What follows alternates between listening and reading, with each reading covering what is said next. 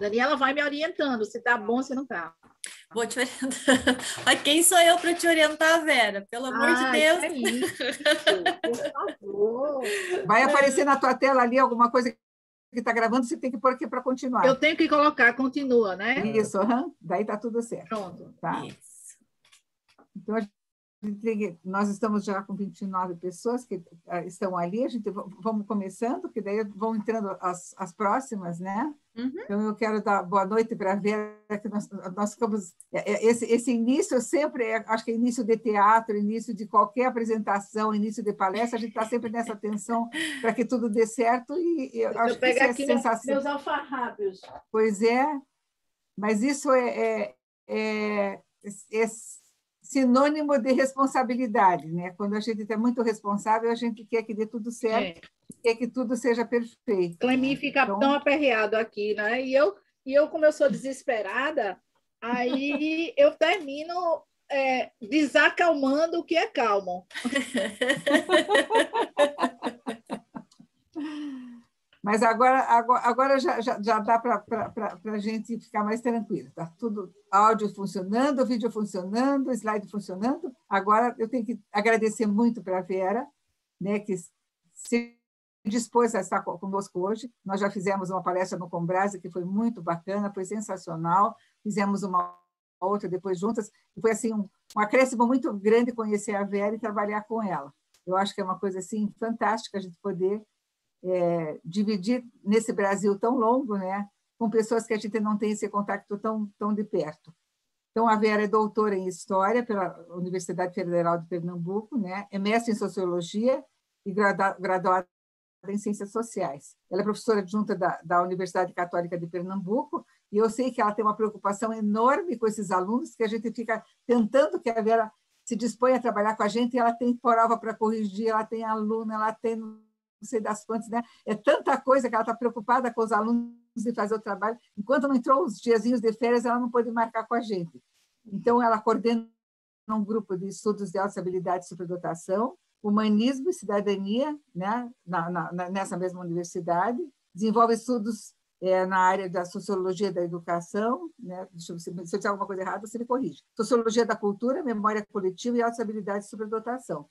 É cofundadora do Instituto de Ciência em Pernambuco e é membro da Comissão Técnica do Combrasa, nossa colega dentro do Conselho Brasileiro para a Superdotação, o que nos deixa assim, muito satisfeitos de ter essa companhia. E nós compartilhamos essa preocupação com os superdotados, ela com os superdotados mais jovens, né, jovens adultos, a gente no INODAP com todos os superdotados, desde a gestação quase até os superdotados idosos, que a gente não sabe mais se é a terceira, a quarta idade, qual que é, né? Então, esse compartilhamento de interesses é que nos deixa muito próximos, né? Então, eu fico muito satisfeita que a gente possa ouvir a Vera hoje e usufruir de todo o conhecimento que ela tem como socióloga, que ela dá uma nova visão, uma nova versão para nós. Vera, seja muito bem-vinda, pode se apresentar ou acrescentar alguma coisa, e a palavra é sua. Muito boa noite a todos, um prazer enorme, agradecimento ao convite da professora Maria Lúcia Sabatella, da Daniela, do INODAP, todos que fazem o INODAP, o Instituto de Otimização da Aprendizagem, há um longo tempo já na estrada, cuidando dos superdotados com muito amor, carinho, dedicação, a descoberta e a importância de dar visibilidade a esse grupo que é a face mais complexa para que a gente possa acolher e dar um auxílio na potencialidade daquilo que eles possuem, né? Então, é um prazer enorme estar aqui com vocês na noite de hoje. Meu muito agradecimento e a honra é toda minha, em nome também da Universidade Católica de Pernambuco, que eu não deixo de representá-la, junto com o grupo de estudos de iniciação científica, do qual eu coordeno, né? Então, é uma satisfação imensa estar aqui, Maria Lúcia, com vocês. Boa noite a todos que estão nos prestigiando na noite de hoje, de vários lugares aqui do Brasil, que eu estou conseguindo ver, não é? Então, podemos aí conversar, não tem nada o que acrescentar. Eu acho que você colocou coisas demais aí, não é? No currículo, no mini currículo, que quando as pessoas vão ler mini currículo, acaba sendo quase que o currículo todo, né? Na verdade, nunca é mini currículo. Então, boa noite a todos, estamos aqui prontos para que a gente possa dar início a mais um ciclo de palestras, não é? Do INODAP. Bom, eu acho que todos estão me ouvindo, não é? Então, a Maria Lúcia é maravilhosa assim, né, para os títulos. Eu sou bem complicada e mandei aí o título para ela. A gente queria falar do jovem superdotado e aí dá o título que é Jovens Superdotados, como enfrentar os desafios atuais. Então, eu estou conseguindo aqui, eu estava falando para a Maria Lúcia e para a Daniela antes, eu acho que eu estou conseguindo realizar uma coisa que estava na minha construção, está na prática da minha construção, lidando com um grupo de superdotados, com um grupo de pesquisa e com jovens. E a minha paixão pela juventude, ela não é de agora, ela já vem desde a graduação, quando eu fiz uma monografia sobre juventude e aspectos culturais da juventude, e também dei uma continuidade na minha dissertação do mestrado em sociologia. Então, a minha afinidade pela juventude não é de hoje. Então, esse tema nós estamos aqui conseguindo consagrar, né, trazer essa perspectiva. Bom, eu escolhi alguns aspectos, né? Eu queria pontuar para vocês na noite de hoje que eu tenho aqui o meu lugar de fala como, né, socióloga por especialização e cientista social antes de ser socióloga, né? Então, as ciências sociais são 3 em 1, né? Eu digo que parece aquele shampoo 3 em 1, né? A antropologia, a sociologia e a ciência política. E daí tem a sociologia, que é realmente aquilo que sempre me seduziu bastante. Então, o estudo da superdotação, né, sempre me chamou muito a atenção com relação ao destaque, não é, das pessoas na sala de aula, e esse destaque ele nunca foi para mim somente a nota mais alta, nunca foi. E aí, ao longo dessa trajetória, nós pensamos muito, né? Particularmente eu pensei muito como é que a gente poderia dar uma contribuição teórica, conceitual, metodológica, trazendo ideias da sociologia, né? E porque, na verdade, a gente concebe, em termos sociais, um sujeito, a sua subjetividade, a discussão das habilidades de superdotação, ela se faz bastante no plano da subjetividade e da potencialidade do sujeito cognitivo. E aí a gente quer destacar esse sujeito em movimento, que o sujeito não se constrói, na verdade, isolado do mundo. Mas aí, quando a gente fala das altas habilidades, quando a gente tem a ideia das altas habilidades, e as teorias sempre colocam a importância do meio ambiente para que haja o desenvolvimento dessa inteligência, dessa cognição, não é, desse ser que tem esse tipo vamos dizer assim, de campo cerebral tão complexo para o nosso entendimento, mas que, na verdade, é um ser social. Então, não há meninos moglis, não há nenhum Tarzan entre nós, não há nenhum garoto de Aveyron, não é? Como o médico antigo, o médico que estudou pela primeira vez, né, os casos de pessoas isoladas. Então, nós nos construímos a partir do social. Estou me lembrando aqui muito de Vygotsky em relação a isso, né? Essa construção do ser, ela é sempre social. Mas o que seria esse social para as altas habilidades de superdotação? Então, sempre me chamou a atenção, nas teorias, esse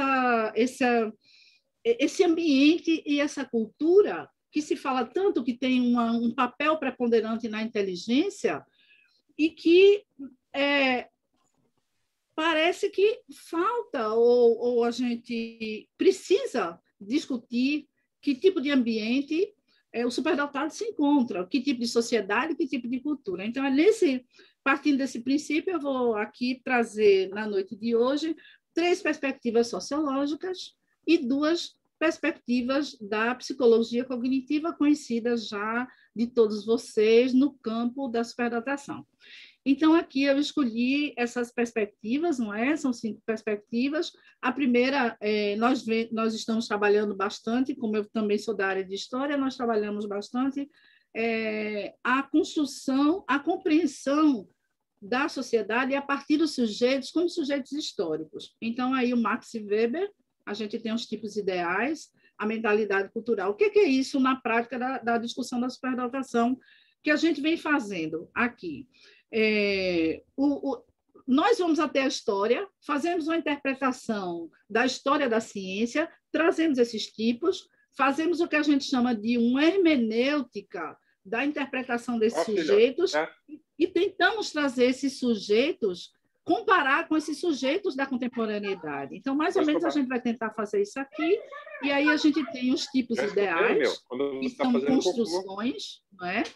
Que são construções desse tipo ideal weberiano. E pensar quem é esse sujeito dentro da mentalidade cultural.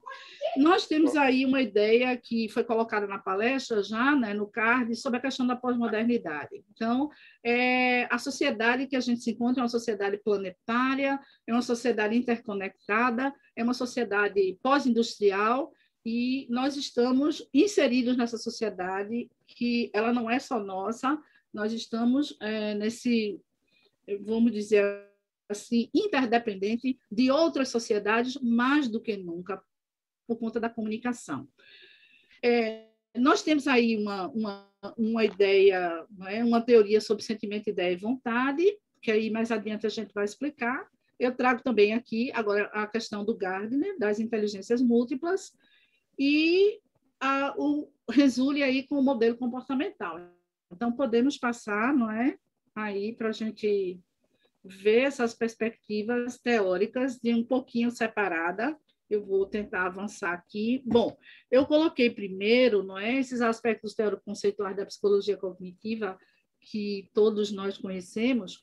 E aí vocês podem pensar assim, quando você colocou esses 5 homens importantes, não é? Aí juntos um do outro, será que não tem um fio de meada entre eles? Então, o fio da meada entre eles, o que une a todos eles é a ideia de que o indivíduo ele está em um diálogo, vamos dizer, numa dialética com a sociedade. Então, eles partem desses pressupostos. Então, os 3 que são os sociólogos, não é? O Max Weber, o Bauman, como eu coloquei aqui, não é? E o Cláudio Souto, eles partem do princípio que tudo se passa na mente, tudo se passa na subjetividade, e há uma troca entre a construção da subjetividade e a subjetividade que volta para o social. E aqui a gente tem essa perspectiva sociológica. E a perspectiva das inteligências múltiplas, não é? O Gardner, eu vou pegar dois momentos do Gardner aqui, não só das inteligências múltiplas, mas um momento em que ele passou a discutir, com o auxílio das ciências humanas, da sociologia, da antropologia, num livro dele chamado, não é? As 5 Mentes para o Futuro. Então, ele faz uma transição desse material.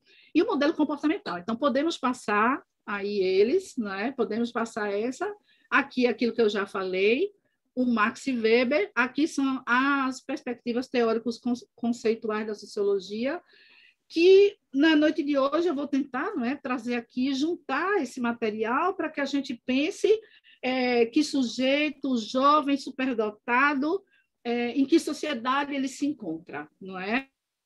Uma sociedade de pós-modernidade e uma sociedade dessa construção. Bom, podemos passar, né? Do Max Weber, eu acho que eu já adiantei aqui para vocês, né? A gente vem trabalhando muito com a metodologia que ele é um sociólogo alemão, muito conhecido, não é? E na sociologia ele é considerado um dos clássicos, ele escreveu um livro famoso chamado A Ética Protestante e o Espírito do Capitalismo, e aqui eu vou pegar emprestado 2 conceitos dele, que já me ouviu falar. Eu costumo trabalhar com eles na superdotação, que é o de mentalidade cultural e do tipo ideal histórico, porque a gente trabalha com a história da ciência. Então, a gente faz uma construção, geralmente do passado, de sujeitos superdotados, inseridos na sua sociedade, e nunca o sujeito a partir só do seu produto cultural gerado para a sociedade ou do seu campo cognitivo. Então, Max Weber ele tem uma metodologia que é uma representação exagerada de um tipo de, vamos dizer assim, de espírito de superdotado que predominaria entre nós. E aí eu escolhi um jovem lá adiante, eu vou mostrar esse jovem, que é um jovem da ciência da computação, que aí ele passou por um dilema social, ético, muito interessante, e mais adiante eu vou mostrar. Então, a representação é um exagero do que seria que a gente poderia encontrar na sociedade hoje. Então, o tipo ideal e a mentalidade cultural, que seria esse conjunto de valores que, no final, definem os sujeitos de uma cultura, de uma sociedade. Bora lá. O Bauman, ele é muito conhecido, e aí eu sou muito seduzida pelo Zygmunt Bauman, com todas as suas obras.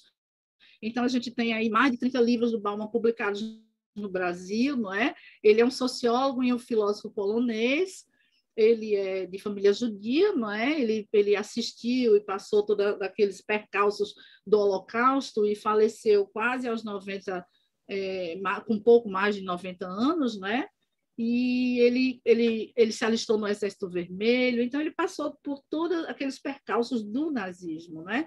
Então ele sai da Polônia, vai ensinar na União Soviética, da União Soviética ele vai para Londres e aí ele permanece até o final da sua vida, e as obras dele foram bastante lidas e ainda são, e caem em prova de vestibular, os professores ensinam, mas quando a gente vai estudar o Bauman, não é? O Bauman seduz pelo nome, sociedade líquida, sociedade pós-industrial, então são nomes muito sedutores, e quando a gente vai ler, a gente vê que o Bauman traz toda uma complexidade do que é essa sociedade. E o que é essa sociedade globalizada pós-moderna para ele, né? Que é essa sociedade que a gente tem que pensar, onde o jovem superdotado aparece, surge, né? Ele desponta. Existe um livro dele chamado Nascidos em Tempos Líquidos, né? Os Nascidos em Tempos Líquidos foi uma obra pós-morte que foi publicada recentemente. Mas aí a gente tem a modernidade líquida, o medo líquido, ele ficou famoso por isso. O que é esse processo de pós-modernidade? Ele diz que é um processo de transição planetária, né? E aí a gente vai pensar assim, poxa, será que ele é algum profeta e está aí falando, né, dos últimos dias, a transição do planeta? Não, né? Ele costuma dizer que ele é um simples sociólogo e ele não tem projeções de futuro sobre a transição planetária. Mas ele diz que a gente está passando por um processo difícil, que está em curso histórico, e que a transição da sociedade humana é marcado, ele diz 2 coisas aí que são irreversíveis nesse processo, depois da Segunda Guerra Mundial, que a sociedade se tornou muito mais interdependente, eu já estava falando isso aqui, não é? E ele diz que existe o dilema ambiental. Ele dá essa característica, 2 características que a gente não pode retroceder, e que é a marca do presente do planeta e dessa sociedade. Ele coloca a questão da nossa conexão muito maior.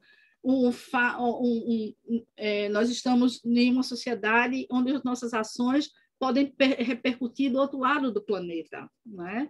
E o dilema ambiental, ele diz que nós chegamos, eu vou usar aqui as palavras do Max Weber, que ele usa também, é que a racionalidade instrumental, tecnológica e científica chegaram a um nível tal de controle do planeta, em que essa racionalidade ela tem a sua dialética eu vou chamar aqui de prejuízo, mas ele vai dizer que na verdade, uma suportabilidade que as pessoas não suportam. Então, toda essa racionalidade humana, né, de uso de ciência e tecnologia, no final das contas, tem uma gestão do planeta completa, e principalmente uma gestão ambiental. Não há nada no planeta que não se possa ser controlado, segundo Bauman, por essa ciência e tecnologia. E aí ele coloca, não é, isso para a gente. E também o Bauman tem uma palestra dele muito interessante, que foi a única entrevista dele que me parece que ele deu, uma das últimas e completas, né? Há várias entrevistas dele ao Roberto Dávila, ao famoso jornalista Roberto Dávila, mas uma dessas é muito famosa e eu gosto muito, que é Fronteiras do Pensamento, né, do Café Filosófico, que foi até a Londres, que ele não podia mais se locomover nem viajar, e essa palestra ele fala o que seria, do ponto de vista político, será que haveria uma governabilidade planetária, uma democracia? Então, ele vai discutindo. E a questão da sociedade em rede, que é alguma coisa, que é algo extremamente importante, não é? E que as subjetividades elas vão emergir nessa sociedade em rede muito mais do que as discussões públicas, os interesses públicos. Então, nós vamos ficar, não é, famosos por muito mais uma individualidade do que uma noção de consciência pública de algumas problemáticas que podem acontecer. Então, o Bauman vai colocar aí que a pós-modernidade ela tem uma marca da construção da individualidade, da subjetividade.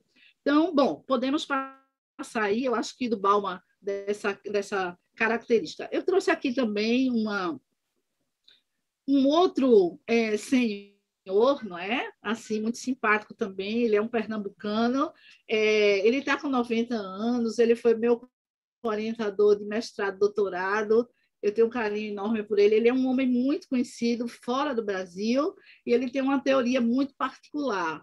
Ele é um dos fundadores da sociologia jurídica no Brasil. Ele instituiu a disciplina em todos os cursos de direito no Brasil, é o professor Cláudio Souto. E aí ele tem uma teoria bastante interessante, não é? Que o mental, quer dizer, todo o processo de interação humana ela é feito pela nossa composição mental. E essa composição mental ela não se dissocia de sentimentos, ideias e vontades. Não há campo cognitivo que não venha carregado nem atrelado de valores. Não existe campo cognitivo neutro. É isso que ele quer dizer. Nós carregamos valores na defesa de nossas ideias, e aí ele coloca o que é a chamada teoria CIV. Aparentemente, bom, isso é uma junção das teorias psicológicas, não é? Já é como o Resuli fez, já é uma espécie de síntese, mas ele foi aplicar exatamente na compreensão de uma sociedade do direito. O que marcaria o homem? A marca do homem para a antropologia, não é? Até a década de 60, para a sociologia, era o sentimento de justiça e a fabricação de ferramentas, a transformação da tecnologia. Depois da década de 60, com os estudos da antropóloga Jane Goodall, então, nós vamos perceber que também o chimpanzé pode, né, fabricar uma ferramenta. Agora, essa ferramenta não vai chegar a ser um computador, não é? Então, o professor Cláudio Souto nos coloca diante da cognição, da ideia e do sentimento que estão atrelados em qualquer lugar onde a gente for e a gente deixa isso registrado de alguma forma. E se a gente morrer, está lá no livro, está escrito, e você vai conhecer as minhas ideias com os meus valores, os meus sentimentos, independentemente de eu ter falecido ou não naquela sociedade. Então, isso é a teoria do CIV. Podemos passar, não é? Essa teoria é uma teoria muito famosa na Europa, não é? A gente pode passar, viu, Daniela? Sim, sim. Bom, aqui eu coloquei ele trouxe essa ideia de composto CIV, né? Sentimento, ideia e vontade. Eu me esqueci de falar do elemento extremamente complexo para ele, de vontade, que é a questão da volição, que vai estar junto com o campo cognitivo, nada é separado. Não há, a gente costuma dizer na sociologia, os homens agem, não é? Nós pensamos, a cultura ela é espiritual e é material. Na prática do ser humano, na construção, no seu campo mental, não há separação entre ideias e vontades, ainda que essas vontades não se manifestem expressivamente para os outros, não é? Então, as vontades são potenciais e latentes. Então, tudo isso está muito junto. Eu queria destacar aqui que ele fez uma pesquisa pela primeira vez, que é uma pesquisa internacional, que foi justamente uma pesquisa sobre, depois de Piaget, né? Sobre a questão moral. Então, ele faz a pesquisa sociológica usando a teoria de Piaget. Bom, o que eu estou trazendo essa coisa de justiça aqui, não é? Porque lá mais adiante a gente vai ver essa questão de que o ser humano, para o professor Cláudio Souto, ele tem esse campo mental e esse elemento de justiça, ele não precisa ser a justiça da lei, mas o ser humano carrega esse sentimento de justiça que é anterior à própria inserção do sujeito e entendimento do que seja lei. Não é? Então, é muito, muito interessante aqui que ele coloca essa relação com a moral, com os costumes, não é? E ele traduz todo o sentimento de justiça nessa reação moral, tanto às leis postas, como a reação aos costumes tradicionais e como a reação às desigualdades sociais. Então, eu quero destacar aqui essa teoria que é muito importante para a gente pensar o superdotado valorativo que busca equidade, justiça, independentemente do seu campo cognitivo, e junta tudo isso. Me parece que é o superdotado do presente e na contemporaneidade. Podemos passar. Superdotado. Bom, aqui a gente vem para... não vou me deter muito nisso, eu coloquei a dimensão da inteligência, que a gente já conhece, a gente está só lembrando aqui para todos nós, a importância do papel do Howard Gardner, né, nas inteligências múltiplas, e descobrir, não é, do ponto de vista da neurociência, da psicologia cognitiva dele, não é, essas dimensões da inteligência. E aí a gente tem a inteligência corporal sinestésica, eu não vou me deter aqui na discussão dela, no visual espacial, no musical, no linguístico, no lógico matemático, interpessoal e intrapessoal. Não é? Então, isso é bastante interessante a gente pensar que a inteligência ela assume várias dimensões, segundo o professor Gardner, a gente não utiliza só um tipo de inteligência, não é? Nós fazemos uso de, no mínimo, 3. E aí, para pensar o superdotado, é pensar aquilo que o Renzo diz. Acima da média, um tipo de inteligência que a gente teria, que a gente escolhe, por exemplo, para ir para uma graduação de ciências sociais, de psicologia, a gente vai fazer música, a gente já tem esse campo de direcionamento que a gente coloca, mas pensar as altas habilidades é pensar que esse campo está mais além daquilo que já se manifesta em nós, né? Ele está, em comparação com os outros, acima da média. Então, podemos passar. Bom, podemos passar, Daniel. Discurso. Aí eu espalhar. Bom. Bom, aqui eu trouxe uma obra do Gardner que eu achei muito interessante para a gente pensar cognição e valores, né? O superdotado no seu campo ético. E aí, o livro dele, não é, que são 5 mentes para o futuro. E essa obra é muito interessante, porque no começo, né, ele diz, nessa obra, que ele deu um pulo e um salto das inteligências, que era a descrição da estrutura mental do que eram as inteligências no ser humano. E ele diz que ficou famoso por isso, mas que ele estava agora entrando num campo que é pensar a inteligência não do ponto descritivo, mas do ponto prescritivo. Prescrever, e aí ele diz que não poderia deixar de fazer uma junção com o campo ético, e ele selecionou, ele diz que tem a ver com as inteligências, mas que é algo muito maior do que aquelas múltiplas inteligências que ele colocou. E aí eu trouxe essas mentes para o futuro que ele coloca, né? E aí é um pedacinho da introdução dele que ele diz: especulando sobre os rumos que se encaminham nessa nossa sociedade e o planeta, as considerações políticas, econômicas, elas têm um espaço importante. Eu diria sociais também, né? Uma descrição de mentes não pode escapar da consideração de valores humanos. Então, aí eu trouxe aqui o Gardner na sua colocação, onde ele está fazendo uma relação entre as inteligências e o campo valorativo.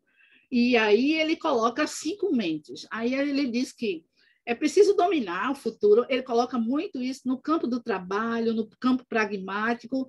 O que é que a gente precisaria, né? Ter o domínio enquanto mente. Então, percebam que não é a estrutura cognitiva, como ele próprio fala, que ele está preocupado. Ele quer a ação da estrutura cognitiva no mundo, e ele chamou isso de 5 mentes para o futuro. E aí ele diz que a mente disciplinada ela tem que dominar ao menos uma forma de cognição. E o que é que seria isso? A palavra disciplinada, às vezes, dá um peso muito grande nas costas da gente, né? Mente disciplinada. Aí a nossa mente, ela anda por onde a gente nem quer andar, a nossa mente.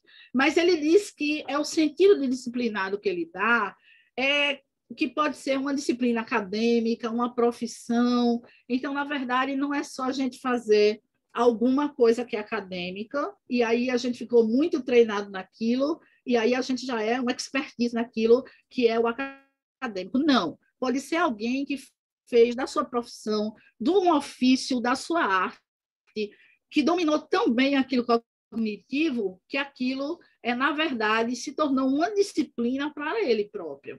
E ele diz que é necessário que esse tipo de, vamos dizer assim, de treinamento mental, o que é que a gente diria, comparando com o Renzulli? É uma paixão tão grande, amor por algum exercício, por um ofício, por um plano acadêmico, que aquilo se tornou o campo cognitivo mais desenvolvido ao longo dele, pelo menos, diz 10 anos, vamos supor, né? 10 anos ensinando, 10 anos fazendo xilogravura, né? 20 anos. Então, isso é um domínio cognitivo que a gente possui.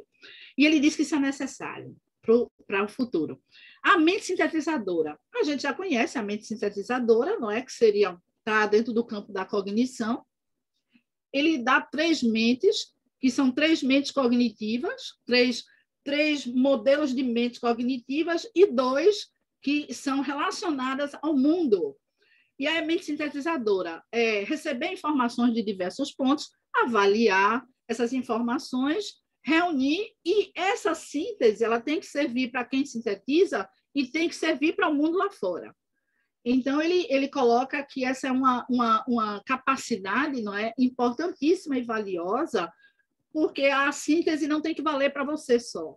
A síntese ela tem que valer também para o outro, porque você vai trazer essas informações. E ele diz que a mente sintetizadora é extremamente importante para o presente, é o futuro que já chegou, não é? Porque a informação ela é veloz, e a gente não vai aguentar muita informação. E essa informação, ele diz que é necessário a gente, vamos dizer assim, saber o que seria essa mente sintetizadora para nós e para os outros também, né?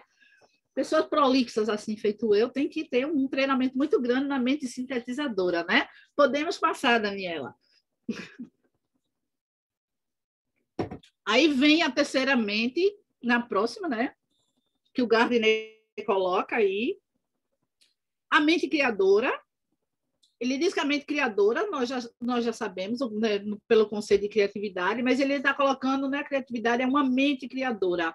Ela ultrapassa barreiras, ela evoca formas inéditas de pensar, e ela está em áreas que não tem padrão de regra.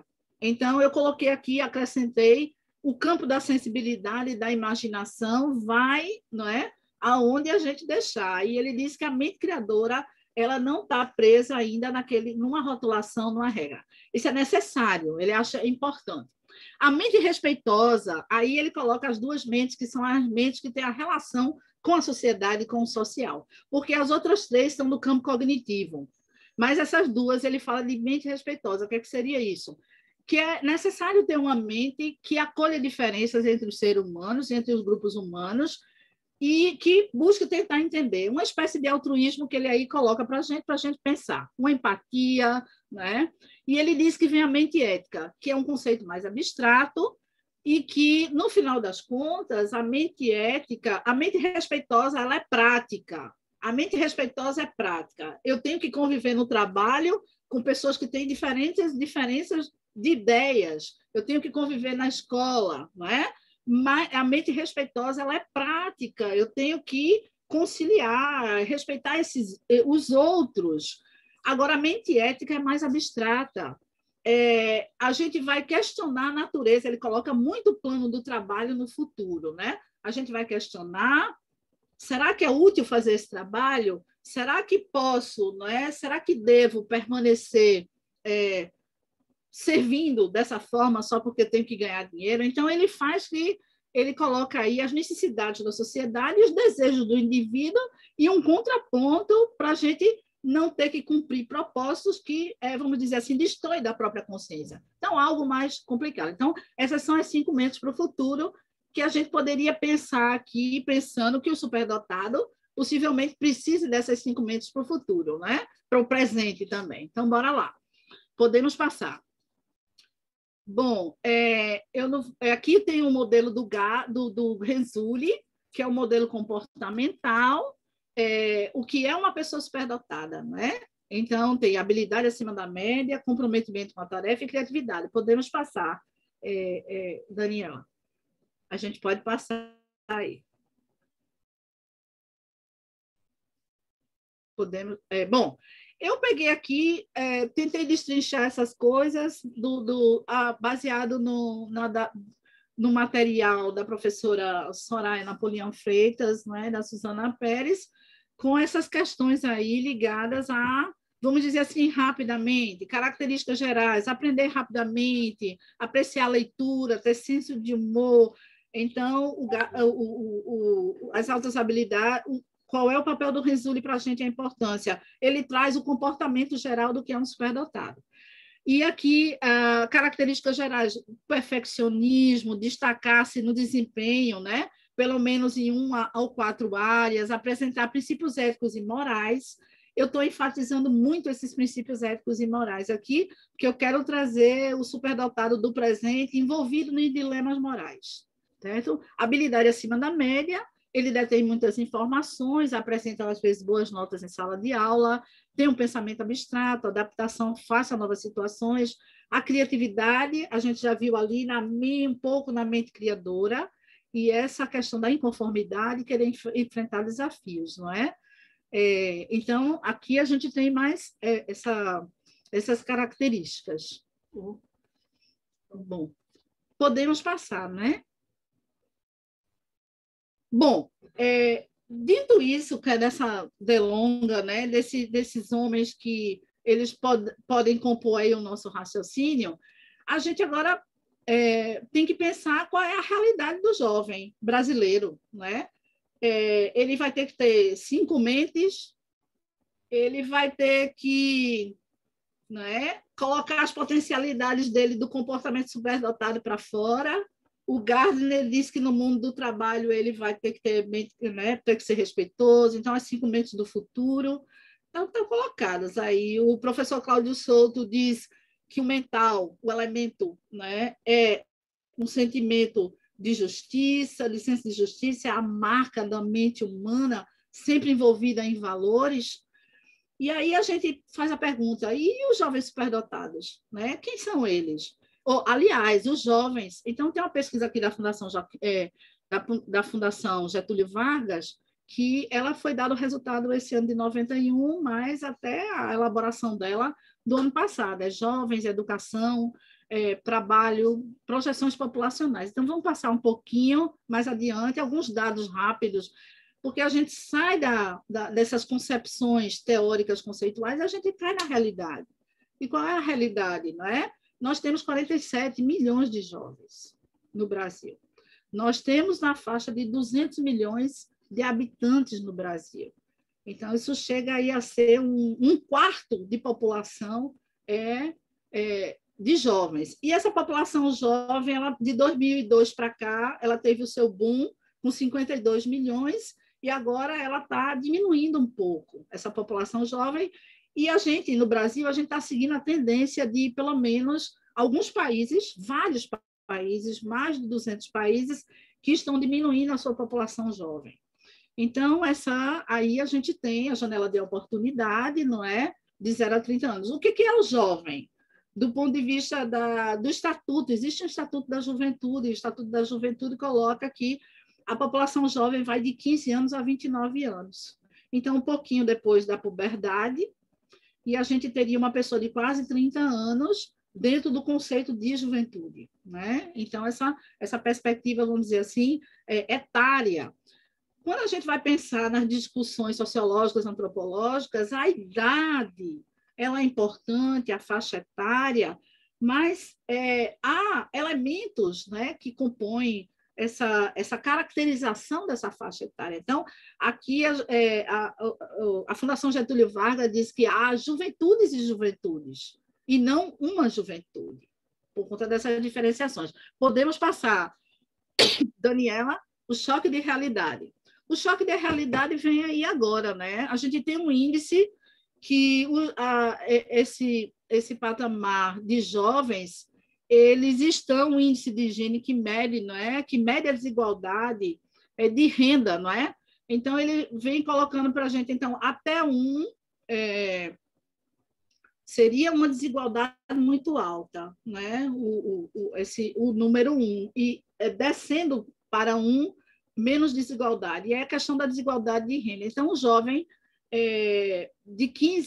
nessa faixa de 15 a 29 anos, né, ele apresenta uma tendência ascendente para a desigualdade no mundo do seu recebimento de renda, né? E aí, isso piorou mais depois de 2014 para cá, a pandemia acelerou, então, o jovem está perdendo renda no seu trabalho, há mais desemprego para essa faixa etária de 15 a 29 anos. Então, nós estamos diante do jovem brasileiro com esse diagnóstico socioeconômico, né? Podemos passar. Bom, os jovens, pouquíssimos concluíram o ensino superior. Então, quando a gente está na universidade, a gente está muito preocupado com os alunos, com o que eles fazem, mas, na verdade, não é todo jovem que chegou à universidade, há uma evasão escolar do ensino médio, não é? E aí eu não trouxe esses dados aqui, aqueles que estão na área da educação estão acostumados com os dados de educação e vê o quanto é difícil a manutenção, principalmente nas escolas públicas, para se chegar até... É difícil a permanência de um jovem no ensino médio, há uma evasão escolar. E aqui, a universidade, não é, apenas 8,9% concluíram o ensino superior. Podemos passar, Daniela. Bom, aqui, de novo, não é, as juventudes foram as que mais perderam renda, né? Então, aqui a gente tem de 15 a 19 anos, aqui a gente tem a juventude que começa aos 15 e vai até aos 29, e de todas as juventudes, essas dimensões da juventude, aquela de 25 a 29 anos foi a que mais perdeu renda, não é? No trabalho, e provavelmente deve estar ao comum alguma coisa. Oi? Bom, podemos passar, né? Então, essa faixa aqui, de 15 a 19, é que menos perdeu. Bom, e aí tem... Essa pesquisa é uma pesquisa muito interessante, vocês podem procurar essa pesquisa, não é? O relatório ele pode ser mandado para só preencher lá na Fundação Getúlio Vargas, mas aí tem uma coisa que chama a atenção da gente, não é? Há uns dados sobre a questão da felicidade, em alguns momentos pode não ter sido muito... A percepção da felicidade, essa pesquisa também procurou medir, e a juventude brasileira, por incrível que pareça, eu estava conversando hoje à tarde com Maria Lúcia e Daniela, que há indicadores de não tanta esperança no futuro, mas aqui eles apontam, dessa última pesquisa, que a média de felicidade futura do brasileiro de 15 a 29 anos é muito alta. a esperança. Então, eu acho que isso é uma coisa importante para a gente pensar no papel da resiliência da juventude, né? Dessa capacidade de resistência com altas taxas de desigualdade de renda entre a própria juventude. Então, aqui vai um ponto muito interessante que a gente teria que estudar e pensar por que a juventude ela tem um sentimento de esperança e de felicidade, né? Aí vão as hipóteses que a gente pode pensar e fazer pesquisa. Podemos passar. Eu queria saber o meu tempo. Acho que eu já estou estourando o tempo, não, Daniela e Maria Lúcia? Que aí eu acho que eu falando demais, aí eu queria que vocês me dissessem aí o tempo, né? Acho que está dentro, Vera, tá dentro. Está dentro do... Então, já estou Fica concluindo tranquilo. aqui. Sim, está dentro, pode ficar tranquilo. Já estou concluindo. E aí, Maria Lúcia também, né? Fica à vontade aí para me colocar algumas coisas. Então, eu colocaria aqui agora quais são os desafios, não é? Eu li rapidamente as características do superdotado, e aí como é que a gente vai juntar um Brasil, juventude? Tem uns dados muito importantes naquela pesquisa sobre as regiões que mais têm jovens, não é? Que é a região norte e a região nordeste. Mas, basicamente, é um equilíbrio aí desses 47 milhões, mas a região nordeste e a região norte, 26, eu não peguei os dados aqui, mas eu estava lendo esse relatório, de 26 em 27% das duas regiões somam, e dá mais de 50% que elas congregam essa quantidade de jovens no Brasil. E aí os desafios. Eu queria colocar na noite de hoje aqui que os desafios eles são muito institucionais para o desenvolvimento dos jovens superdotados.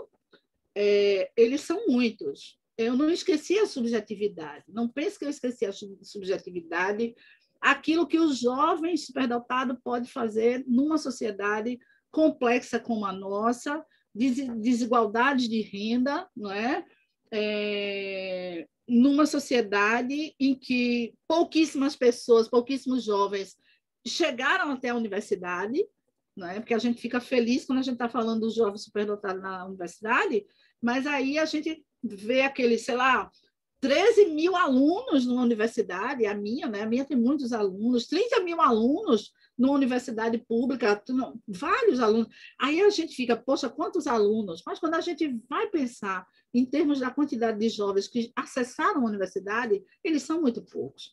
E aí eu colocaria aqui, não é, esse jovem superdotado que pensa diferente, que quer mudanças, que tem facilidade da aprendizagem, eu tenho que concluir o meu raciocínio aqui com relação a juntar a inteligência e pensar as possibilidades de aplicação dessa inteligência nesse ambiente social que a gente descreveu aqui muito brevemente e rapidamente sobre a sociedade brasileira. Então, essa é uma realidade crua e nua, apesar do jovem ter uma esperança altíssima, esse jovem brasileiro se colocar aí. Então, eu coloquei aqui os desafios institucionais, né? Eu vou fazer lembrança aqui ao Leonardo Boff, eu gosto muito, porque ele traz a teoria do cuidado. E o Leonardo Boff se inspira num filósofo chamado Heidegger, um filósofo alemão, que ele diz que a essência humana é o cuidado. Agora, eu quero colocar na noite de hoje que o cuidado é nosso para receber os jovens superdotados. Então, acolher, né, nos institutos, né, como o INODAP, é maravilhoso, porque é uma proteção, é um ninho de possibilidades, né? Nos núcleos de altas habilidades, superdotação também. Agora, a gente pensar o campo institucional, ele trabalha contra a maré, ele dificulta esse abraço, esse acolhimento e, mais ainda, a visibilidade. Então, eu coloco a responsabilidade aqui, sobretudo, nas instituições. É o meu papel como socióloga na noite de hoje. E também quero, no final, falar da subjetividade desses jovens, sem perder de vista o jovem. Então, as políticas públicas, elas têm que garantir direitos de cidadania e consolidar as 5 mentes do futuro do Gardner. Porque o Gardner, nesse livro, ele fala que ele vai agora falar de políticas públicas para o desenvolvimento das mentes, das inteligências que ele descobriu na década de 80. Daí que ele dá aquele salto, né? Que ele diz, eu agora vou falar de 5 mentes. E vocês não venham aqui dizer que faltou a mente espiritual, faltou tal, faltou qual, porque ele, como consultor de empresas, não é um professor muito renomado, ele diz, olha, eu acho que eu posso dizer agora que essas 5 mentes são importantes, mas elas são políticas públicas. O Gardner coloca isso, a responsabilidade institucional. Então, ele faz essa transição e eu trago aqui isso, não é? Da nossa responsabilidade de escolas, não é? Das universidades, da família, não é? Do Estado, não é? Nós temos um estatuto do jovem que foi feito em 2013. Outra coisa também são as políticas de reconhecimento dos superdotados, que elas estão aí, não é? Em alguns lugares e outros não. Então, são as instituições de ensino, instituições públicas e privadas, instituições de ensino fundamental, instituições de ensino médio, instituições de ensino superior, onde está o superdotado nelas, em termos de identificação e reconhecimento. É responsabilidade institucional. É responsabilidade institucional. E a mudança da metodologia. Então, vamos para os professores agora. A categoria dos professores. E aí, esse sistema remoto trouxe desafios muito a gente, e principalmente de uso de tecnologias, não é? Mas será que a gente ser assim, muito treinado em tecnologia já basta para a gente incluir os estudantes superdotados na nossa sala? Eu diria que não. Eu penso que não. Eu penso que o uso das ferramentas é muito importante, mas mais do que o uso das ferramentas é a flexibilidade mental, porque eu posso impor da maneira que eu quiser essas ferramentas. E eu posso continuar no meu pedestal de professora que não compreende um saber, às vezes até maior do que o meu. Então, o uso de tecnologias é muito importante numa sociedade planetária, conectada, que tem, não é? Que tem os desafios do futuro e do presente já nas mãos, mas as metodologias e a mentalidade aberta, a metodologia é muito mais do que técnica, do que ferramenta. Ela é a transformação pedagógica, não é? Aquilo que o Edgar Morin diz, vamos parar de especialização. Então, a gente vai ter que se transformar e trazer a convergência de saberes. Então, tudo isso é preciso uma abertura de mente, que a gente está chamando aqui de mentalidade no campo do ensino. E aqui aparece o jovem, finalmente, não é? Eu acho que o jovem que está na sociedade brasileira, ele vai ter que usar o jovem superdotado vai ter que usar exatamente aquele teor de 9,3, né, de esperança, para que ele construa uma espécie de, vamos dizer assim, de mente resiliente também. E aí eu vou lembrar uma história que o Bauman coloca para a gente nesse Fronteiras do Pensamento, que ele faz uma pergunta última, que eu gosto muito, né, da resposta que ele dá, e ele diz assim, qual é o lugar nosso, na sociedade globalizada, que você vai achar que o outro é melhor porque tem mais objetos, porque tem mais renda, tem possibilidades de consumo, que tem iPhone, que tem possibilidades de fazer viagens, de adquirir mais conhecimento. Então, qual é o nosso lugar no mundo, quando talvez a gente tenha tão poucas coisas e a gente seja superdotado? Então, nós estamos num país que a realidade ela é de desigualdades, de renda para o jovem, para este jovem. E se a gente tem que a maior parte da população está concentrada, não é, nessas categorias, vamos dizer, nessas classes sociais, o maior percentual de superdotados está aí. O maior percentual de superdotados. Então, o que é que a gente pode pensar de superdotado? Resiliência. E o Bauman diz o seguinte: o que é que sobra na sociedade globalizada, interconectada para a pessoa? Sobra para ela duas coisas, o destino e o caráter. O destino é tudo que a gente não vai poder fugir. Nascer branco, nascer negro, nascer judeu, nascer, não é? Morar num gueto, fazer parte, pode até ascender socialmente, mas nós temos coisas que não podemos mudar, né? Na vida que a gente tem. Agora, o caráter é aquilo que é a possibilidade da construção do sujeito nesse mundo social. Eu estou aqui chamando a atenção para a resiliência, a resistência do jovem brasileiro, que deverá ser também, né, do jovem superdotado. E, finalmente, Daniela, a gente pode ir adiante, não é? Passar agora. Eu queria só rapidamente colocar aqui um dilema vivido por um jovem. O semestre passado, não é, em 2020, que foi o seguinte: ele é um programador de ciência da computação, né, na área de computação. Essa notícia foi o pai de um jovem superdotado no Rio de Janeiro que mandou para mim, e eu gosto muito dessa notícia.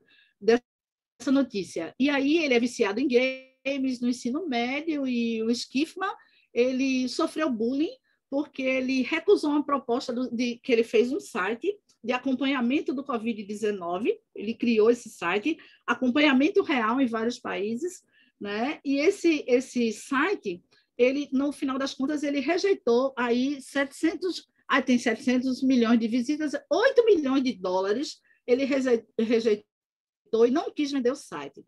E ele sofreu um bullying na rede social, na internet, né? Porque ele é um menino prodígio, é um garoto assim que tem altas habilidades, ele é notório desde criança, ele começou a fazer programação desde cedo, e agora aos 17 anos apareceu essa plataforma.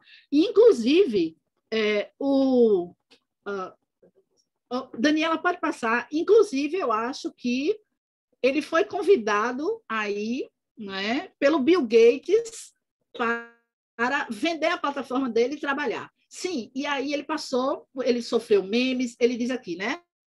Eu me vi em cerca de 10 páginas de memes, e aí ele não respondia, e aí ele precisou responder, e quando ele respondeu, ele disse, primeira coisa, que ele não se achava menos inteligente nem bobo, porque ele não tinha aceitado esses milhões aí todos de dólares, e ele disse que ia trabalhar para a empresa, ia perder o marketing que ia entrar, era um marketing de máscaras falsas, de uma série de coisas que ia se passar dentro do site dele, que ele não ia ter controle, e ele decidiu não aceitar, porque ele poderia ganhar muito mais dinheiro depois do que vendendo essa plataforma naquele momento. Então, ele deu essas respostas. Eu queria colocar aqui aquele tipo ideal weberiano que eu falei.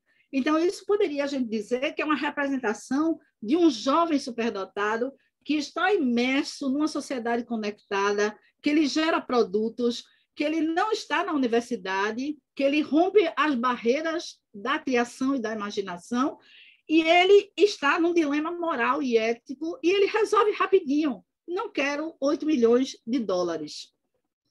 Aí eu coloco isso para os meus alunos, eles adoram, eles dizem assim, professor, isso é porque ele tem condições sociais, porque se fosse eu aceitava.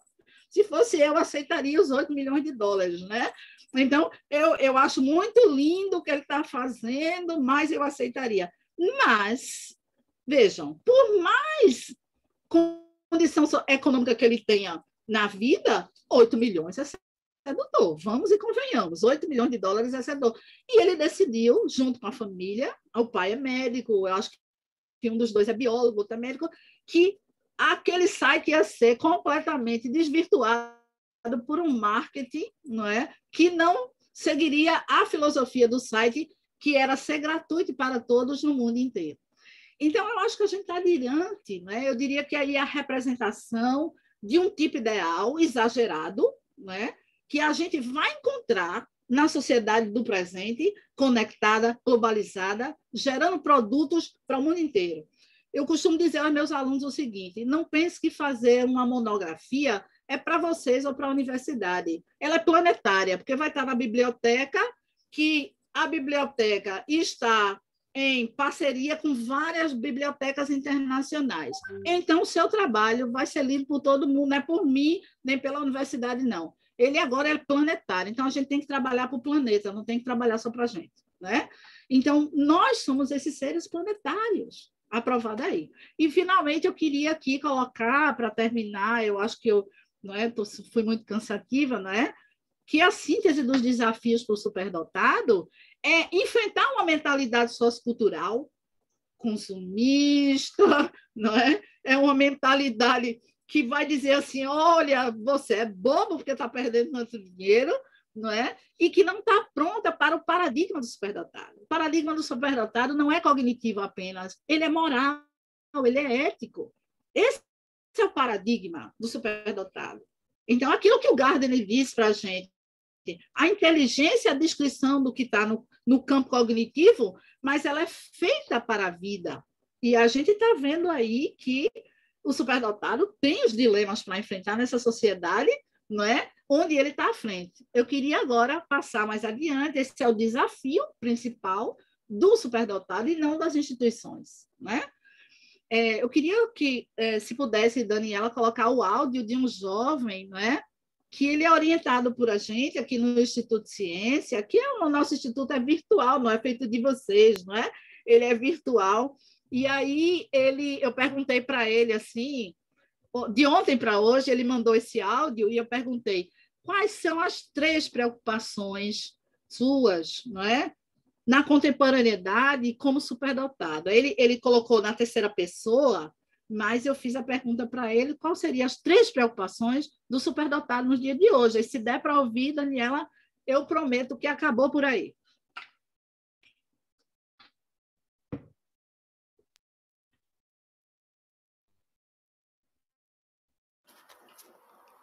As 3 preocupações dos superdotados para os dias de hoje. A primeira preocupação dos superdotados, né, eu creio que seja a evolução intelectual. Os superdotados, eles têm uma mente assim voraz pelo conhecimento e eles sempre estão tentando cada vez mais adquirir conhecimento, evoluir, não é? Então, eu creio que seja evolução intelectual, assim, né? Porque o superdotado, ele nunca vai se contentar com apenas saber de uma coisa, ele sempre vai querer aprender mais e buscar mais conhecimento. A segunda preocupação, assim, que segue a linha de raciocínio da primeira preocupação, é que o superdotado nunca vai guardar esse conhecimento para si mesmo, né? Ele sempre vai tentar aplicar esse conhecimento no meio que ele vive. Ele sempre vai procurar inovar e trazer suas novas ideias, suas novas descobertas para o meio em que ele vive, não é? Então, a segunda preocupação do superdotado, eu creio que seja inovar, procurar trazer seu conhecimento no ambiente em que ele vive, né?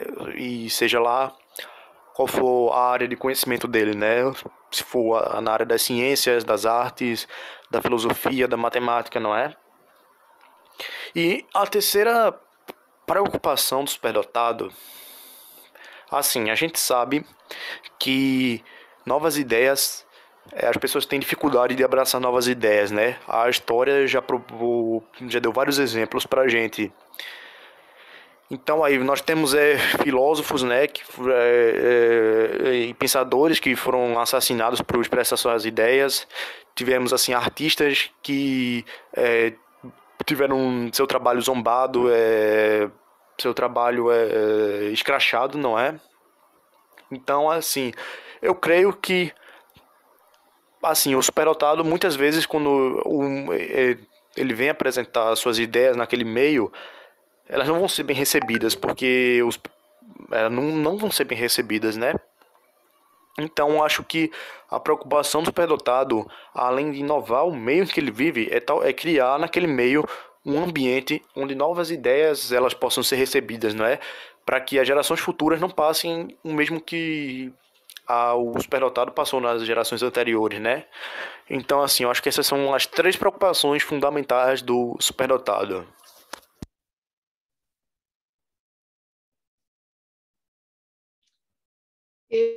Eu agradeço a vocês, né? Eu quis terminar com o superdotado falando tão próximo da gente, tão perto da gente, e não é aquele tipo que está lá longe, nem está no passado da história. Então, eles estão bem pertinho da gente e eles sabem a que vieram.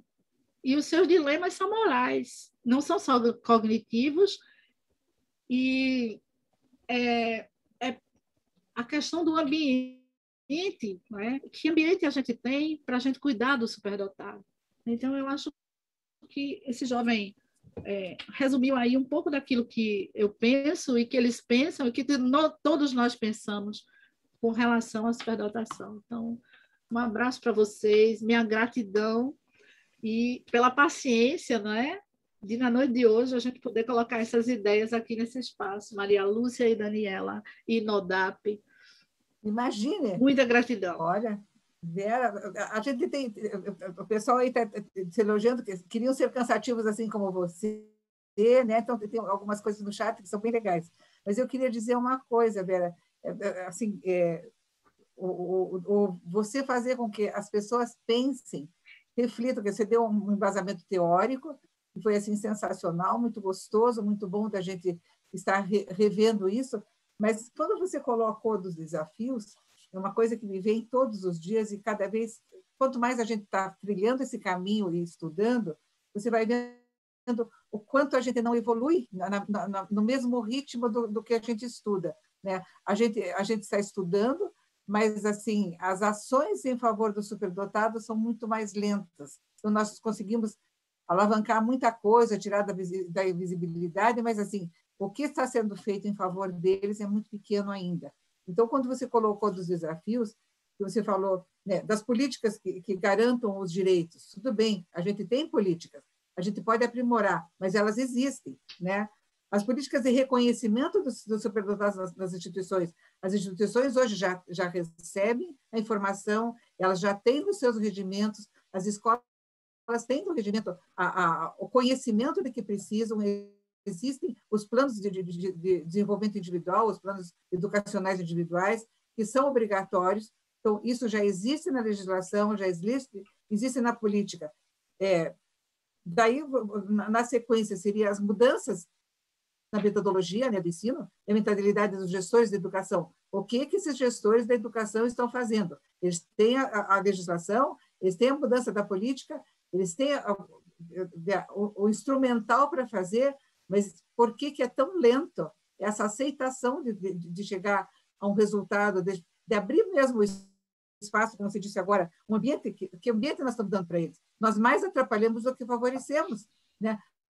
A gente tem uma legislação que as pessoas vão achar qual é a brecha para eu não fazer. Então, a parte daí, o que sobra para ele? Aquilo que você colocou por último, a resiliência, a esperança, o caráter. Então, vamos deixar que um dia eu seja visto e um dia, sei lá quando. Então, nós temos crianças, às vezes, que precisam sair de uma série para ir para uma série mais avançada, e isso fica na legislação, quando aquilo vai ser votado, foi 2 anos depois. Ele não precisa mais fazer aceleração. Ele já sofreu 2 anos numa coisa que é inadequada. Então, eu fico pensando, quem somos nós, professores, que, lógico, como eu sou professora, também me coloco na mesma situação, que direito nós temos como professores de, vamos dizer, bloquear um aluno que já sabe alguma coisa e dizer que ele é muito pequenininho e que não pode ir para frente. Nós acabamos de conseguir acelerar uma criança da educação infantil 2 anos para frente e entrar no 1º ano. Uma coisa assim que não existiu no Brasil até agora. Então, como é que alguém que é persistente, que o advogado foi lá e disse, eu vou fazer uma liminar, conseguiu. Agora, será que de repente não vem alguém que bloqueia essa liminar e depois a criança de volta? Sim, né? sim. Eu vejo Que direito nós temos de fazer isso? Nós damos uma esperança, porque a criança já sabe. Agora, por sorte, teve um juiz que entendeu que ela já sabia. Agora, a maioria das pessoas vai dizer assim, vai queimar etapas, vai pular, não sei como é que se pula etapa ou se queima etapa, porque as etapas são pessoais, né? São individuais, a pessoa vai evoluindo sozinha. Agora, imagine na universidade. Então, quando eles são pequenos, a gente tem o pai, tem a mãe, tem o advogado, tem outras pessoas que estão ajudando nessa legislação e estão tentando batalhar por eles, eles ficam esperando. Agora, o jovem adulto que está na universidade, a pessoa já passou no vestibular, vai por conta própria. E ele fica meio que jogado mesmo. Eu acho que essa preocupação que vocês têm com esse trabalho que você faz é sensacional, porque o que nós estamos fazendo em favor deles? Então, tem que ter, em cada instituição, tem que ter alguém que pense como você, né, que pense em favor deles. Se a gente não estiver aí pronto para pensar e ajudar, o que vai ser do futuro deles? Eles vão terminar uma universidade, ou vão desistir da universidade, ou vão se frustrar na universidade e aquilo não vai para frente. É verdade. Assim, essa questão dos gestores, não é? Porque é uma coisa assim, eu bato muito, Maria Lúcia, no que eu me pego muito assim Clem diz que é o meu guru, é o Max Weber. O Max Weber é meu guru, assim, a mentalidade é o nosso atrapalho, porque a mentalidade ela tem valores cristalizados, aquilo que se chama estereótipos, que a gente vai colocar para o superdotado, é um pedacinho da mentalidade. Porque o estereótipo que a gente atribui a ele, ele pode estudar sozinho, mas isso faz parte de uma mentalidade muito maior de desconhecimento, de ausência de pedagogia apropriada. Então, a mentalidade é alguma coisa que é uma construção que eu não coloquei aqui, porque senão a gente ficaria um monte de, vamos dizer, passando a noite nos teóricos conceituais, mas eu estou pensando aqui no filósofo chamado Michel Foucault, que é necessário desconstruir aquele plano institucional que entrou tanto dentro da gente. Não é fácil, porque a tecnologia ela avança, ela corre, mas nós podemos ser os tradicionais com uma tecnologia avançada, né? Os tradicionais, fazer parte de um conservantismo, achar que na pobreza você não vai encontrar a superdotação, não é? Que determinados grupos étnicos também não têm a superdotação. Então, assim, o Brasil ele é uma negação de tudo isso. Ele é pardo, ele é mestiço, e ele tem jovens exuberantes, e ele tem superdotados. Então, eu não me lembrei da gente fazer o cálculo de superdotados sobre a população. Né? Estava discutindo com o Clemi aqui sobre a população dos 47 milhões. Pensemos aí pela Organização Mundial de Saúde, 3%. Pensemos aí em cima dos 47 milhões. Pensemos aí no Resule, que dá de 15% a 18%, segundo o seu instrumento de avaliação, que é muito mais holístico, né? Então, o que é? Eu estava me lembrando aqui, é complicada essa mentalidade. E a superdotação, ela não está escrita na testa, ela está na observação do comportamento, que nós não temos os instrumentos, não é, cognitivos, nem gestor, nem professor, para poder entender, para poder compreender. E esse pessoal vai estar no campo ali, como a gente falou, como o Gardner disse, está numa mente criadora, né? Está fora do padrão. E a gente não vai conseguir alcançar. Então, é uma corrida, não é? É uma corrida deles na frente e a gente atrás. Eles na frente e a gente atrás. Eu estava conversando com um jovem, ele gravou outro áudio para mim, rápido, que eu não mandei, né, para vocês. Assim, esse daí eu acho que ele disse tudo, mas ele estava, como ele é artista, né, aí ele falou assim, olha, pense no impressionismo, pegaram as obras do impressionismo e jogaram no museu, numa área que era para ser zombada, onde as pessoas eram uma área de zombaria. Então, aí ele ficou colocando assim para mim, imagine o que os artistas, Monet, Manet, sentiram por terem as suas obras jogadas no museu, na parte onde as pessoas iam chegar e zombar das suas obras. E eu disse para ele, eu não parei para pensar nisso, até porque eu não sou um artista, nem entendo de impressionismo, e por aí vai, né? Então, assim, fazer alguma coisa nova no campo da arte, no campo da ciência, trazer o novo e ser reconhecido depois que morre, né? Van Gogh, aí vamos reconhecer depois que morre, vamos... o que a gente fez? Não é? O que a gente fez, na verdade? Então, o descompasso, é o descompasso das mentalidades. Agora, estamos na mesma, somos coetâneos de geração. Então, nós estamos ao mesmo tempo em tempos mentais diferentes. Né? Estamos ao mesmo tempo na contemporaneidade em tempos mentais diferentes. E os superdotados, para mim, eles são a nova geração.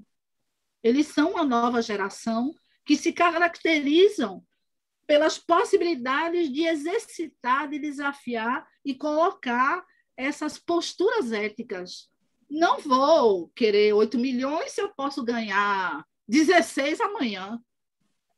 E posso ganhar 16 amanhã e não quero ir enfrentar, não é? Então, são dilemas cognitivos no plano ético de uma mentalidade cultural que é avessa à tomada de posturas éticas completamente diferentes. Então, o superdotado vai para um lado, a sociedade vai para o outro. Né? E a gente vai ter que fazer alguma coisa para preparar esse ambiente para que tudo isso seja desenvolvido, mesmo que a gente não entenda muito. Eu acho que é feito mãe, assim, sabe? É um papel de mãe. Sabe que tem que fazer e vai fazendo intuitivamente, e vai ali, e vai caindo e vai errando, né? Mas vai fazendo e vai procurando fazer com que os outros ajudem e entrem na compreensão. Assim são gestores e as instituições, né? As instituições é que são cristalizadas na sua estrutura de ensinar, né? De ter os seus cânones, seus rituais de ensino e por aí vai, né? Mas a gente conta com a resiliência do jovem. Isso é que me dá força. Exatamente. Eu não sei se tem alguma pergunta, alguma coisa que... É mais comentário que as pessoas colocaram a respeito das situações de filhos, né? Eu não sei se tem alguma pergunta, alguma coisa que vocês queiram fazer, que daí a gente já passa para a Vera, né? Para a gente ir...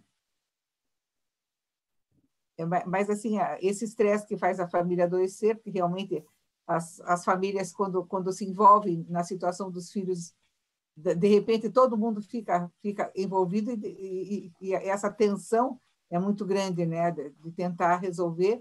Ou a preocupação do filho entrar na faculdade, será que ele vai ser feliz? Né? Será que ele não vai desistir na metade?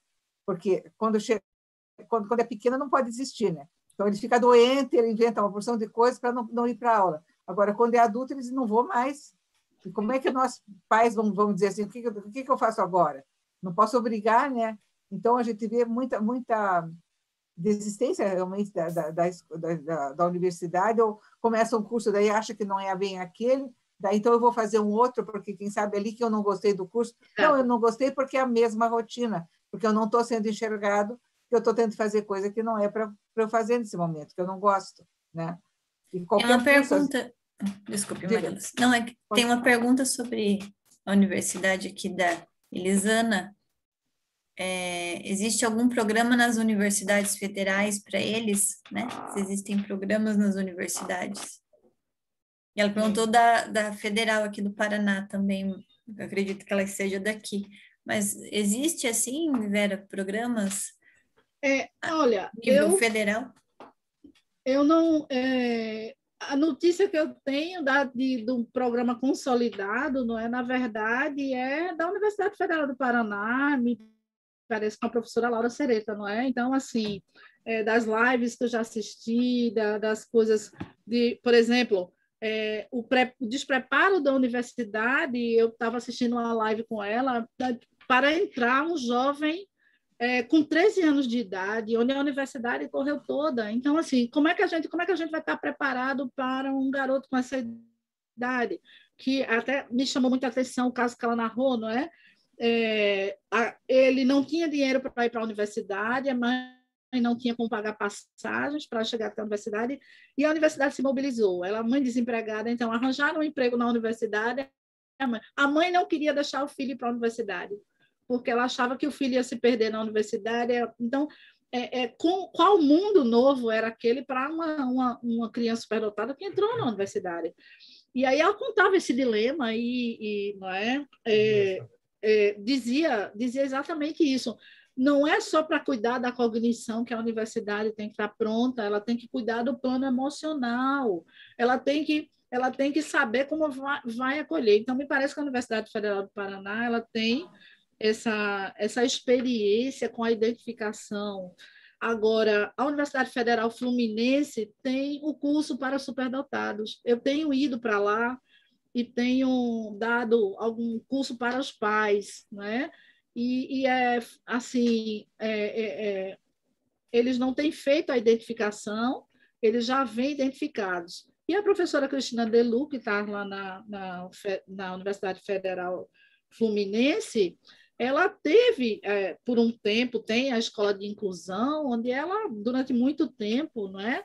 Ela acompanhou, fez a identificação de pessoas que vinham de fora e vinham para a universidade, e aqueles que estavam dentro da universidade também. Tinha um garoto prodígio, eu me lembro quando eu acho que eu estive lá há uns 2, 3 anos passados, né? E eu fui fazer uma palestra sobre a Maria Montessori, e ela me falou desse menino que não podia entrar no laboratório de química, porque era criança, e ele estava assistindo aulas de mestrado, então era um garoto prodígio.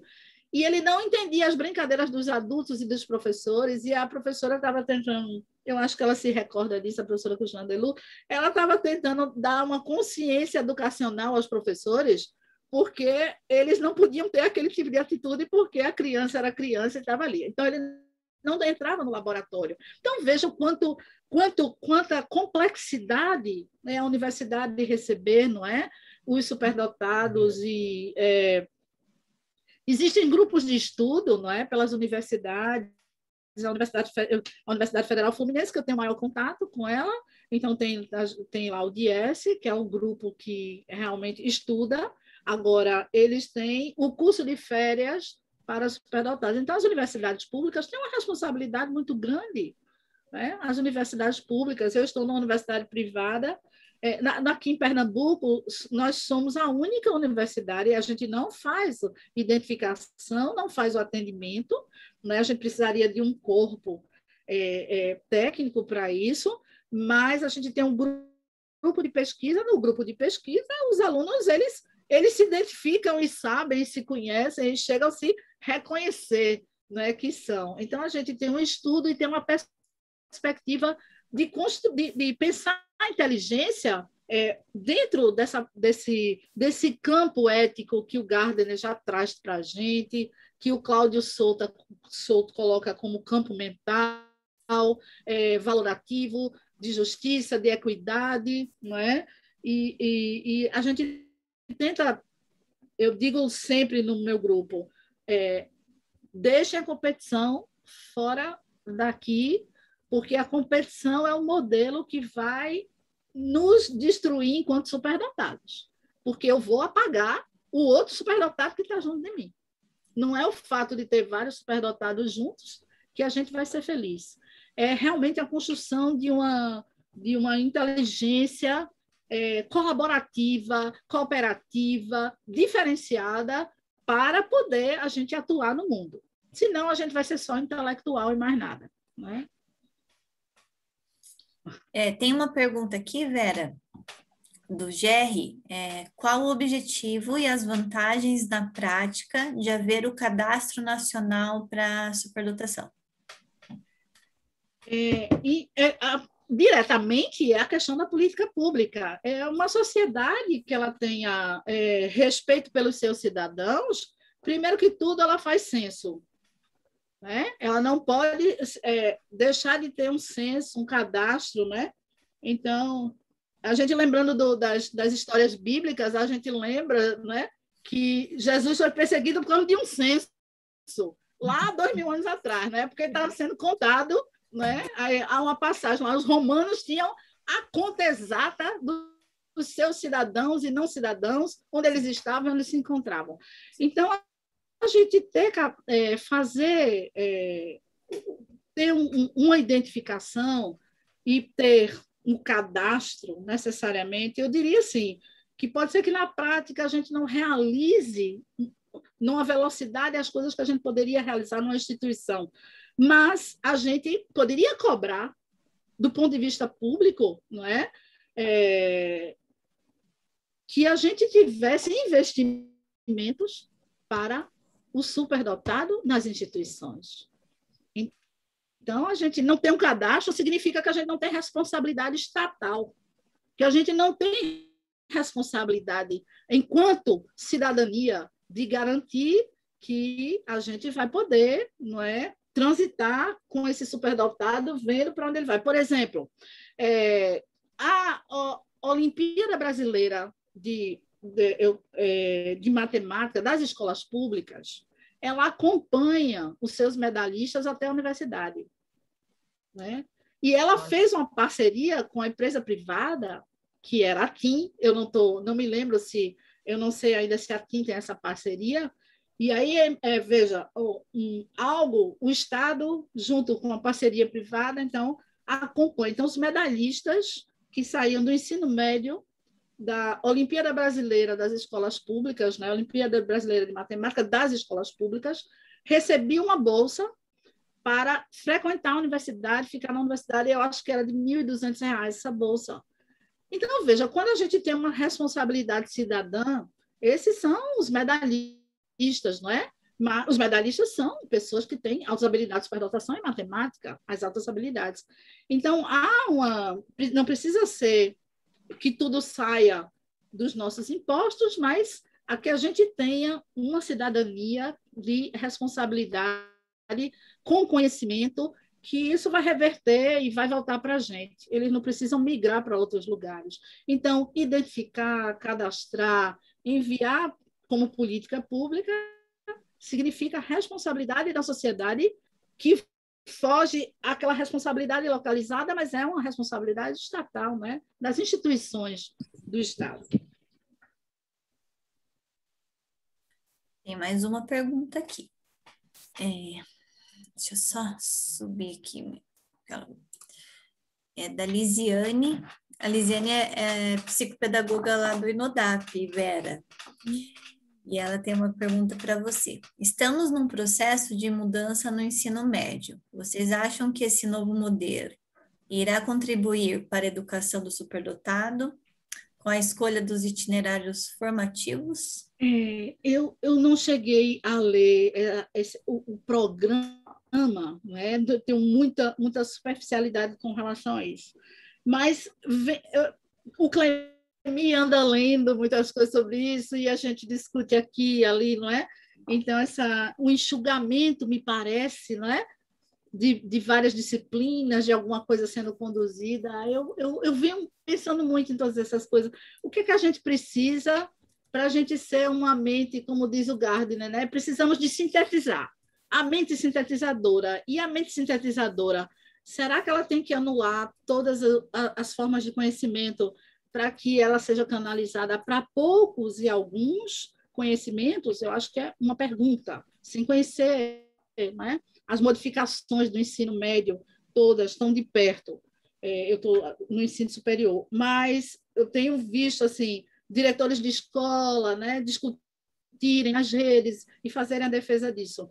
E eu não dei opinião nada sobre isso, eu discuto muito com o Clemi. E me veio esses dias um pensamento sobre o Edgar Morin, não é? Se nós podemos acabar com as especializações, né? Matemática, física, geografia, história, tudo estanque. O superdotado ele tem um pensamento divergente, né? E esse pensamento dele, em termos de pensar alguma coisa, ele abrange várias outras coisas. Então, digamos que nós estejamos sintetizando conhecimentos a tal ponto que a gente não tem a possibilidade, dentro da instituição escolar que a gente faz parte, de comparar e ao mesmo tempo, gerar conhecimento sintetizador, mas que, na verdade, ele não seja um conhecimento que perde conhecimento. Então, eu acho que talvez a gente esteja confundindo aí, né? Matemática é bom e português é bom, então é o fundamental. Robótica é ótimo e maravilhoso, então a gente bota a robótica, porque robótica vai ser a maneira que os estudantes têm de chegar na matemática. Pode colocar tudo, pensar novas metodologias. Tira a filosofia que não serve para nada, é um blá, blá, blá. Eu escuto muito isso no ensino médio, né?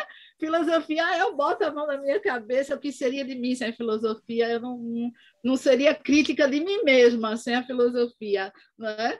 E aí eu fico pensando nessa eu acho que a gente tem que pensar como Edgar Morin. Vamos pensar em tirar as especializações, juntar tudo. Então, eu acho que é uma proposta bem interessante, o pensamento complexo. Ele pode ser uma síntese de pensamento complexo e não uma exclusão de pensamentos, de conhecimentos e de saberes. Eu acho que está se confundindo exclusão de conhecimento com sintetização de saberes, né? Aí eu acho que o Edgar Morin ele responde muito melhor do que eu ao pensamento complexo. Tá. Muito obrigada. Eu acho que... Não sei se tem mais alguma. Dani, tem mais alguma pergunta que você tenha visto? Tem mais uma do Gerry. Eu acho que talvez você responda, Maria Lúcia, porque é específico de Curitiba. Vocês têm muitas coisas boas para o superdotado em Curitiba. É o estado da minha admiração na área da educação, não é? O Ceará tem muitos investimentos financeiros em educação. O Ceará é um dos estados que mais investe em educação em termos financeiros. Agora, quando eu vejo o trabalho de vocês, da Denise Matos, da Maria Lúcia Sabatella, da professora Laura Sereta, é a universidade, é o superdotado, eu disse, né, a gente precisa pensar, não é, os modelos para que a gente também comece a fazer em outros estados. Né? Uhum.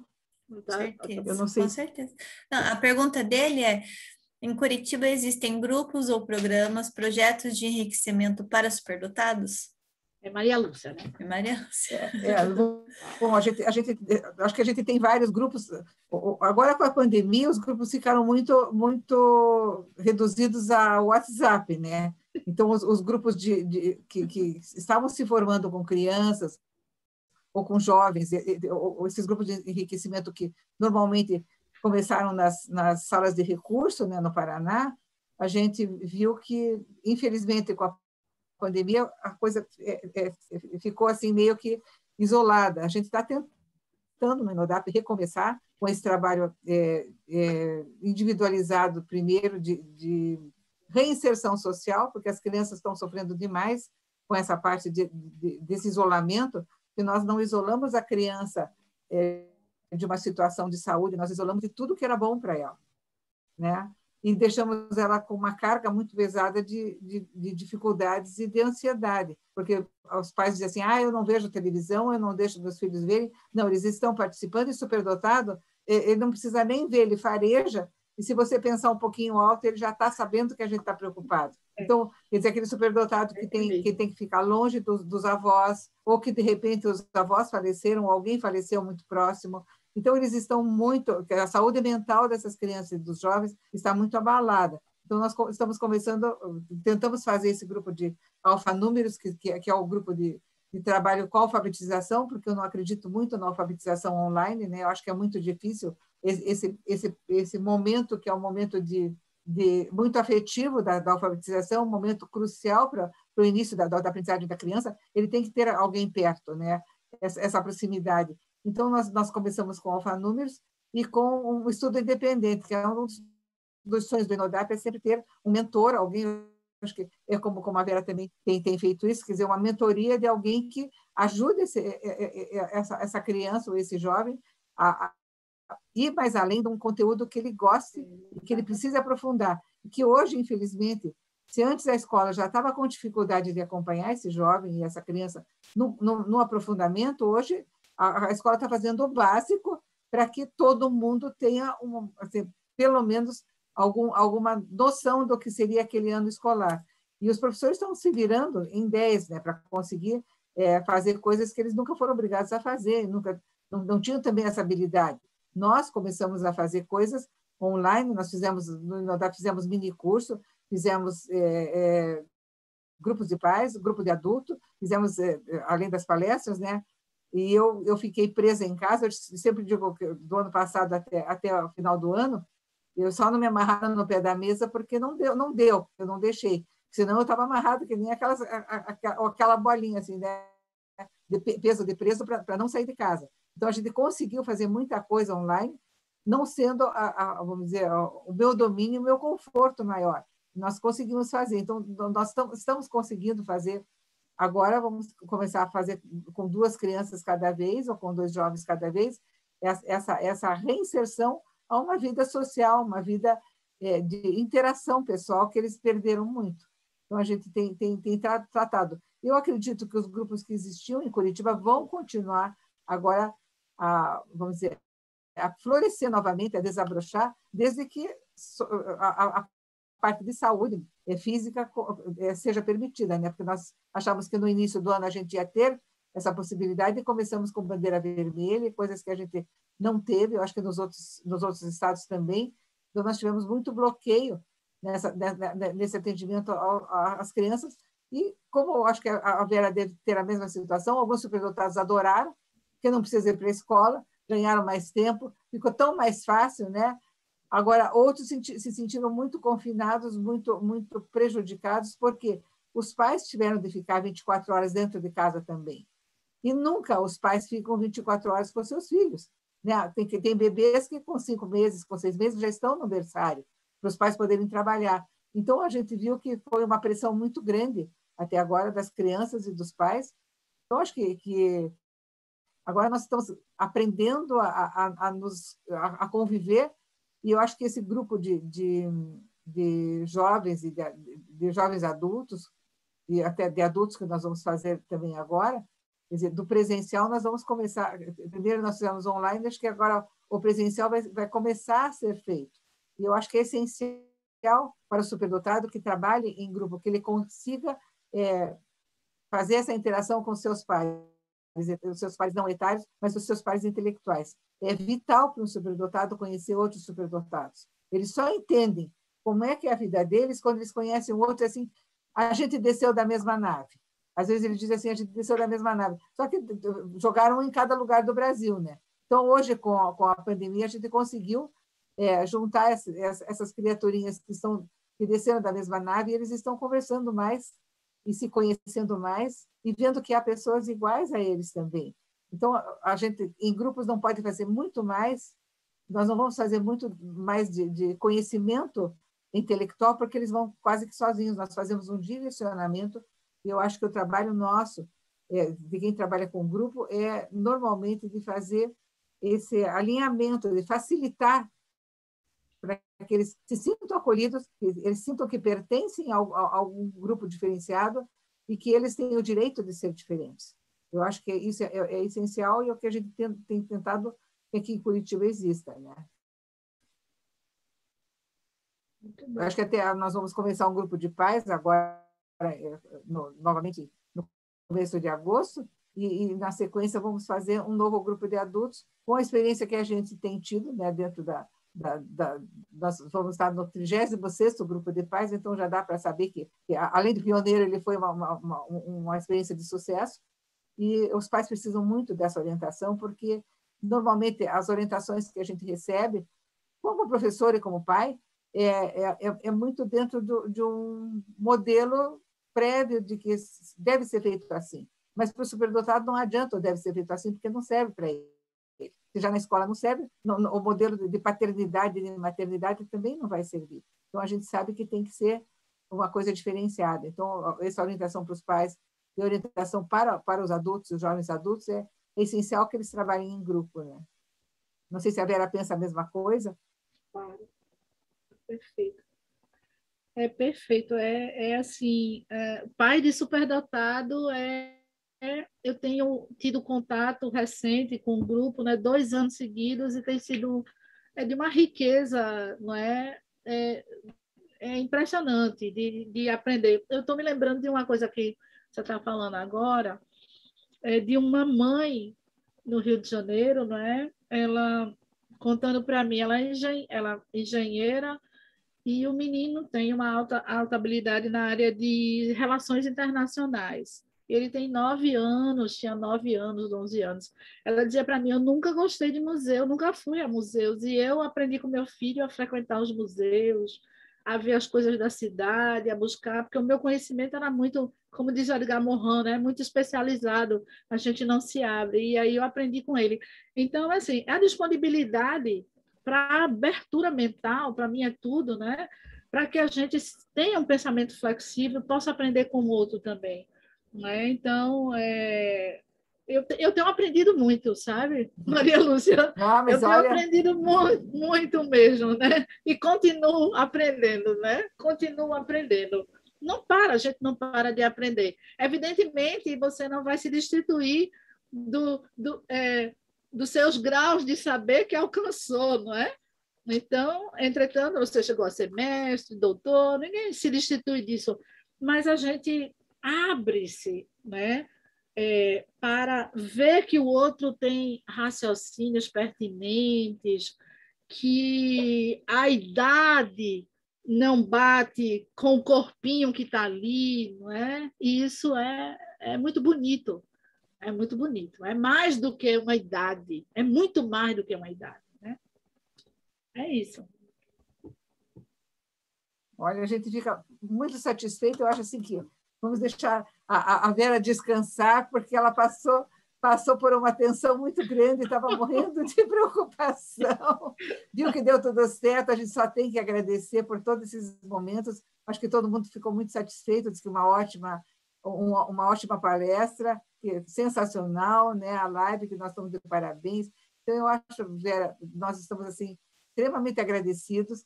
Queremos que você continue sendo nossa parceira nessa troca de informações, porque hoje você me disse assim, o Inodap está me dando oportunidade. Digo, não, nós que estamos tendo a oportunidade de poder fazer essa troca. Eu acho que esse aprendizado mútuo é muito interessante, e as pessoas que nos prestigiam também, eu acho que são sensacionais, porque cada um leva um pouquinho de nós, cada um traz um pouquinho de si, né? E nós podemos assim fazer esse crescimento mútuo. Eu acho que é muito bonito a gente poder contribuir com o crescimento do outro e a gente crescer junto. Eu agradeço muito a tua colaboração, do Clemir aí, que ficou ajudando a gente não sofrer ele tanto. Ficou tenso. Pois é, agora vocês podem relaxar, descansar e dizer, deu tudo certo.